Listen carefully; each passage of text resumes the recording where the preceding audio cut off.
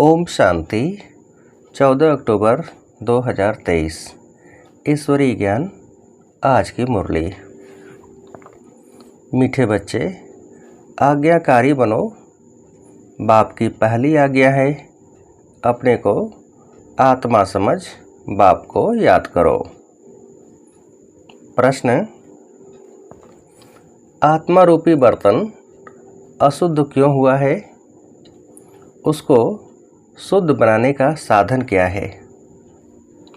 उत्तर: वाहियात बातों को सुनते और सुनाते आत्मा रूपी बर्तन अशुद्ध बन गया है।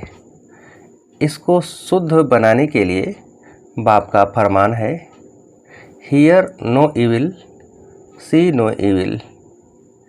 एक बाप से सुनो, बाप को ही याद करो तो आत्मा रूपी बर्तन शुद्ध हो जाएगा। आत्मा और शरीर दोनों पावन बन जाएंगे। गीत जो पिया के साथ है। ओम शांति। ओम शांति का अर्थ तो बच्चों ने समझा हुआ है। बच्चों को घड़ी घड़ी पॉइंट्स दी जाती है। जैसे घड़ी घड़ी कहा जाता है, बाप और वर्षे को याद करो। यहाँ कोई मनुष्य की याद नहीं है। मनुष्य की व किसी देवता की याद दिलाएंगे। पारलौकिक बाप की याद कोई दिला न सके, क्योंकि बाप को कोई जानते नहीं। यहाँ तुमको घड़ी घड़ी कहा जाता है, अपने को आत्मा समझ बाप को याद करो। जैसे बाप को बच्चे होते हैं तो सब समझ सकते हैं यह बाप से वर्षा लेने आया है। फिर उनको बाप और वर्षा याद रहता है। यहाँ भी ऐसे है। ज़रूर बच्चे बाप को जानते नहीं हैं, इसलिए बाप को आना पड़ता है। जो बाप के साथ हैं उन्हों के लिए यह ज्ञान बरसात है। वेद शास्त्रों में जो ज्ञान है वह सब है भक्ति मार्ग की सामग्री। जप, तप, दान, पुण्य, संध्या, गायत्री आदि जो कुछ करते हैं वह सब है भक्ति मार्ग की सामग्री। सन्यासी भी भक्त हुए, पवित्रता बिगर कोई शांति धाम में जा नहीं सकते, इसलिए वह घर बार छोड़ जाते हैं। परंतु सारी दुनिया तो ऐसे नहीं करेगी। उन्हों के इस हठयोग की भी ड्रामा में नूंद है। बच्चों को राजयोग सिखलाने कल्प कल्प एक ही बार आता हूँ। मेरा और कोई अवतार होता नहीं है। री इनकारनेशन ऑफ गॉड वह हुआ ऊंच से ऊंच। फिर री इनकारनेशन ऑफ जगत अम्बा और जगत पिता भी जरूर होने चाहिए। वास्तव में री इनकारनेशन अक्षर सिर्फ बाप से ही लगता है। सद्गति दाता एक ही बाप है। यूँ तो हर एक चीज़ फिर से री इनकारनेट होती है। जैसे अभी भ्रष्टाचार है तो कहेंगे भ्रष्टाचार री इनकारनेट हुआ है, फिर से भ्रष्टाचार हुआ है, फिर से श्रेष्ठाचार आएगा। री इनकारनेट तो हर चीज़ का होता है। अभी पुरानी दुनिया है, फिर नई दुनिया आएगी। नई दुनिया के बाद कहेंगे फिर से पुरानी दुनिया आनी है। यह सब बातें बाप बैठ समझाते हैं। जब यहाँ बैठते हो तो हमेशा ऐसे समझो, मैं आत्मा हूँ, मुझे बाप का फरमान मिला हुआ है, मुझे याद करो। बच्चों के सिवाय तो और कोई को बाप का फरमान मिल न सके। फिर बच्चों में कोई तो आज्ञाकारी होते हैं, कोई आज्ञा न मानने वाले भी होते हैं। बाप कहते हैं, हे आत्माएं, तुम मेरे साथ बुद्धि का योग लगाओ। बाप आत्माओं से बात करते हैं और कोई विद्वान पंडित आदि ऐसे नहीं कहेंगे कि मैं आत्माओं से बात करता हूँ। वह तो आत्मा सो परमात्मा समझ लेते हैं। वह हैरांग। तुम बच्चे जानते हो, शिव बाबा इस शरीर द्वारा हमें समझा रहे हैं, शरीर बिगड़ तो एक्ट हो न सके। पहले पहले तो यह निश्चय चाहिए, निश्चय बिगड़ तो कुछ भी बुद्धि में नहीं बैठेगा। पहले निश्चय चाहिए कि हम आत्माओं का बाप वह निराकार परमपिता परमात्मा है और साकार में है प्रजापिता ब्रह्मा। हम हैं ब्रह्मा कुमार कुमारियाँ। शिव के तो सब आत्माएं बच्चे हैं, इसलिए शिव कुमार कहेंगे, कुमारी नहीं। यह सब बातें धारण करनी है। धारणा तब होगी जब निरंतर याद करते रहेंगे। याद करने से ही बुद्धि रूपी बर्तन शुद्ध होगा। वाहियात बातें सुनते सुनते बर्तन अशुद्ध बन गया है, उसको शुद्ध बनाना है। बाप का फरमान है, मुझे याद करो तो तुम्हारी बुद्धि पवित्र होगी। तुम्हारी आत्मा में खाद पड़ गई है, अब पवित्र बनना है। सन्यासी कहते हैं आत्मा निर्लेप है, बाप कहते हैं आत्मा में ही खाद पड़ी है। श्री कृष्ण की आत्मा और शरीर दोनों पवित्र हैं। दोनों पवित्र सिर्फ सतयुग में ही होते हैं, यहाँ तो हो नहीं सकते। तुम आत्माएं नंबरवार पवित्र होती जा रही हो, अभी पवित्र बनी नहीं है। कोई भी पवित्र नहीं है, सब पुरुषार्थ कर रहे हैं। अंत में नंबरवार सबकी रिजल्ट निकलेगी। बाप आकर सभी आत्माओं को फरमान करते हैं कि मुझे याद करो, अपने को अशरीरी समझो, देही अभिमानी बनो। मूल यह बात बाप बिगर कोई समझा नहीं सकते। पहले यह पूरा निश्चय होगा तो विजय पाएंगे, निश्चय नहीं होगा तो विजय नहीं पाएंगे।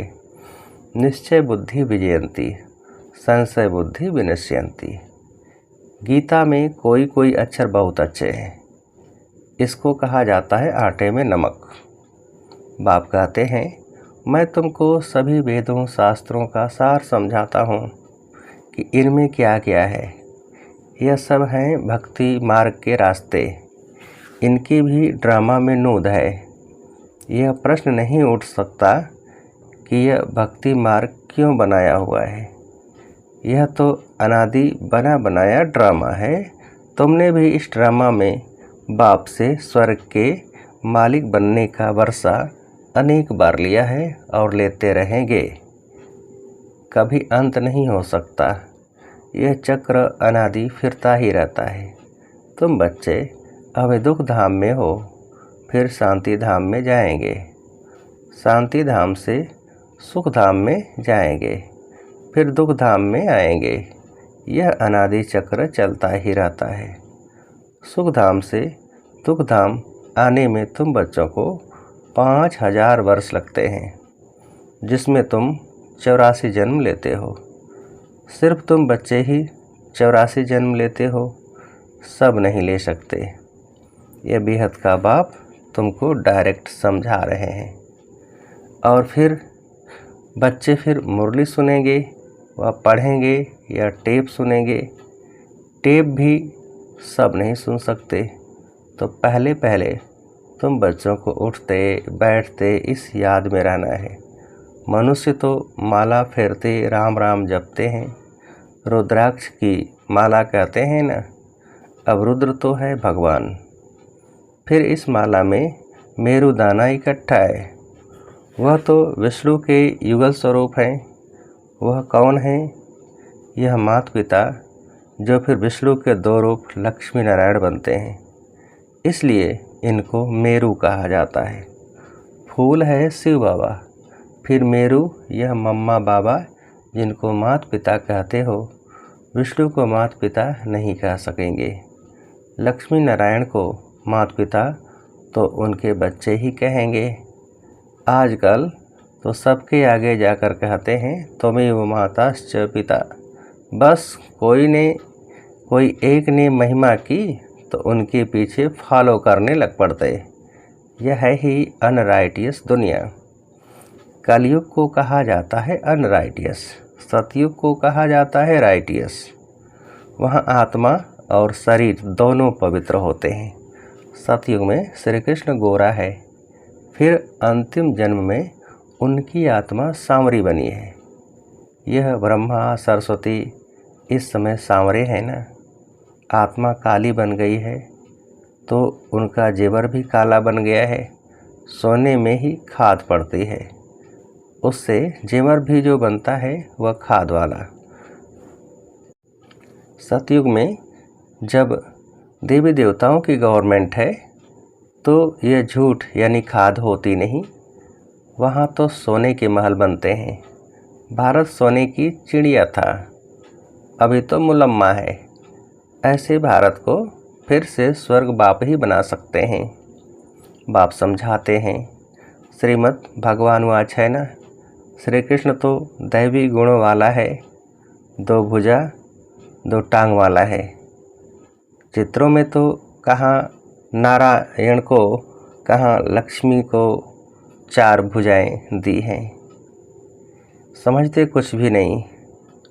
ओम अक्षर भी कहते हैं, ओम का अर्थ बताते हैं। ओम माना मैं गार्ड, जिधर देखता हूँ गार्ड ही गार्ड है, परंतु यह तो रांग है। ओम माना अहम आत्मा। बाप भी कहते हैं अहम आत्मा, परंतु मैं सुप्रीम हूँ, इसलिए मुझे परमात्मा कहा जाता है। मैं परम धाम में रहता हूँ। ऊंच त्यूंच भगवान, फिर सूक्ष्म तन में ब्रह्मा विष्णु शंकर की आत्मा है। फिर नीचे आओ तो यह मनुष्य लोक है, वह दैवी लोक, वह आत्माओं का लोक जिसको मूल वतन कहा जाता है। यह बातें समझने की हैं। तुम बच्चों को यह अविनाशी ज्ञान रत्नों का दान मिलता है, जिससे तुम भविष्य में माला माल डबल सिर ताज बनते हो। देखो श्री कृष्ण को दोनों ताज है ना। फिर वही बच्चा चंद्रवंशी में आता है तो 2 कला कम हो जाती है। फिर वैश्यवंशी में आएंगे तो और 4 कला कम हो जाएगी। फिर लाइट का ताज उड़ जाएगा, बाकी रत्न जड़ित ताज रहेगा।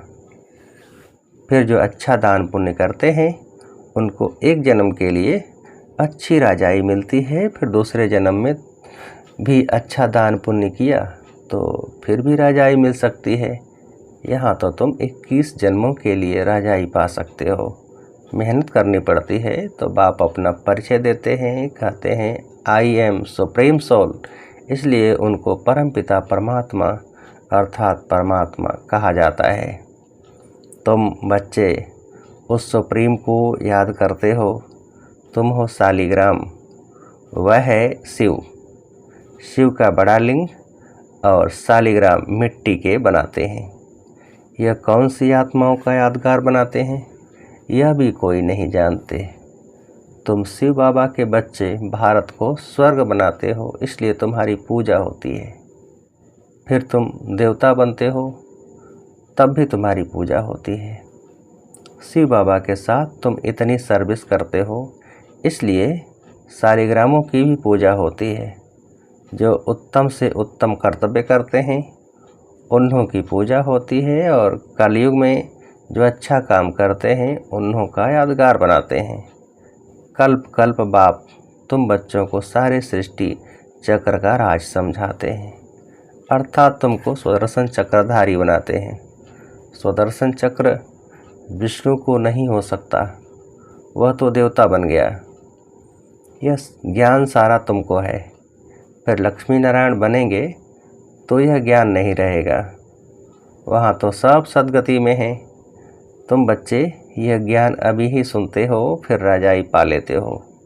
स्वर्ग की स्थापना हो गई, फिर ज्ञान की दरकार नहीं रहती। बाप ही आकर अपना और रचना का पूरा परिचय देते हैं। सन्यासियों ने माताओं की निंदा की है, परंतु बाप आकर माताओं को उठाते हैं। बाप यह भी समझाते हैं कि यह सन्यासी न होते तो भारत काम चिता पर बैठ एकदम खाक हो जाता। जब देवी देवता वाम मार्ग में गिरते हैं तो उस समय अर्थक्वेक बड़ी जोर की होती है, फिर सब नीचे चला जाता है। और खंड आदि तो होते नहीं, भारत ही होता है। इस्लामी आदि तो पीछे आते हैं, तो फिर वह सतयुग की चीज़ें यहाँ रहती नहीं। तुम जो सोमनाथ का मंदिर देखते हो वह कोई बैकुंठ का नहीं है, यह तो भक्ति मार्ग में बना है, जिसको मोहम्मद गजनवी आदि ने लूटा।